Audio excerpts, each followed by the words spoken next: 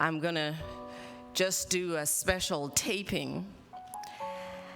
And the reason I'm doing it is because I'm going to try to encourage all of our female pastors. I had a very extremely disturbing email this week, and it ended with a young lady who is literally resigning from her church. Not resigning from her post of duty, resigning from the church.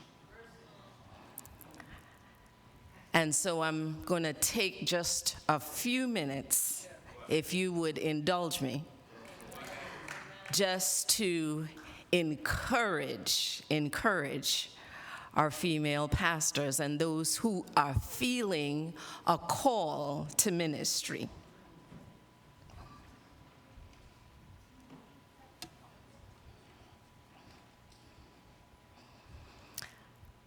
Colleagues, friends, female pastors, and anyone who feels a call to ministry.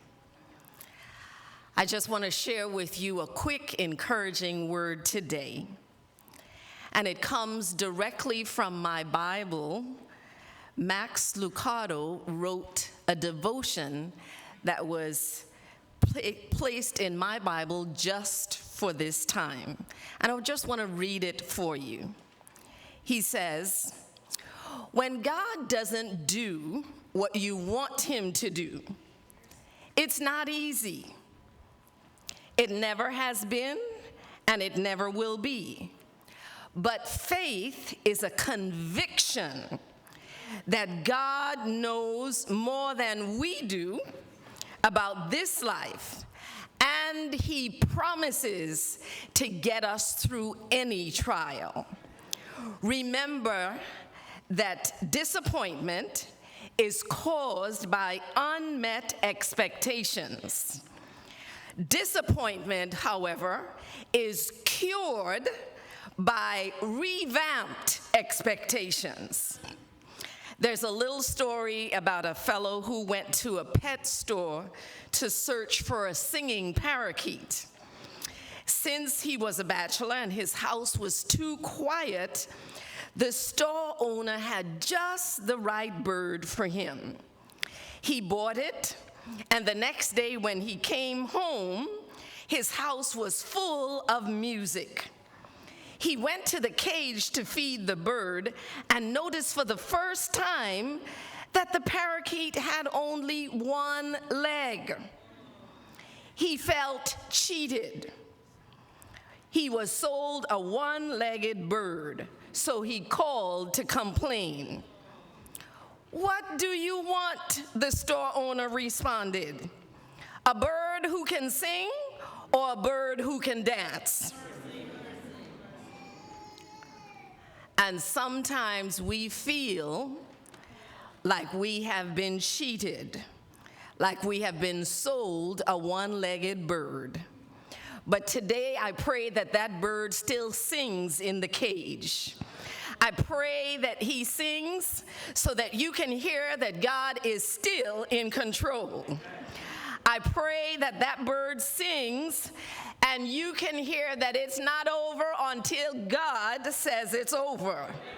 I pray that that bird sings so that you can hear that life mishaps and tragedies are not a reason to bail out. They are simply a reason to sit tight. Corrie ten Boom used to say, when the train goes through a tunnel and the world gets dark, no one jumps out of the window. Of course not. You sit still and you trust the engineer to get you through the tunnel.